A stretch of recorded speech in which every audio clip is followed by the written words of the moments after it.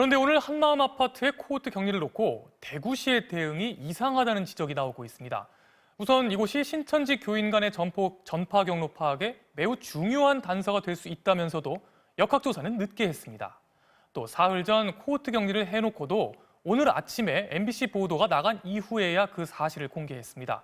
뭐가 문제인지 한태현 기자가 짚어봤습니다. 한마음 아파트에서 첫 확진 환자가 나온 건 지난달 19일. 이후 닷새 뒤인 지난달 24일에는 주민 13명이 한꺼번에 확진 판정을 받았고 이달 1일과 2일에도 환자가 대거 발생했습니다. 같은 주소지에서 계속 무더기 확진 환자가 나오는데도 1차 역학조사가 이루어진 건 지난 4일이었습니다. 그리고 이날 아파트 전체에 대해 코호트 격리 조치를 해놓고도 대구시가 이 사실을 공개한 건 사흘이 지난 오늘이었습니다. MBC가 오늘 아침 이 내용을 특정 보도하고 난 후의 일입니다.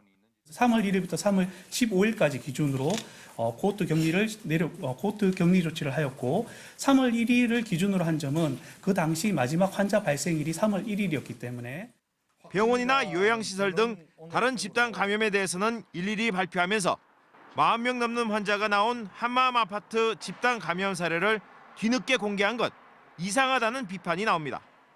대구시가 매일 일일 브리핑을 하면서도 전국에서 처음으로 아파트 코호트 격리를 한 사실을 그동안 숨겨왔다는 것은 이해가 되지 않고 있고요. 대구시가 직영하는 시설이라서 그런지. 권영진 대구시장은 지난달엔 확진 판정을 받은 보건소 팀장이 신천지 교인이란 사실을 뒤늦게 밝혀 논란에 휩싸인 적도 있습니다.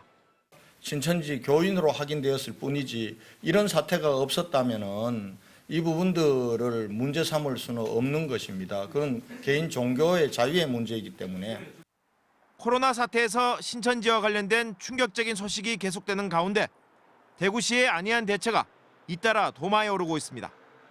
MBC 뉴스 한태현입니다.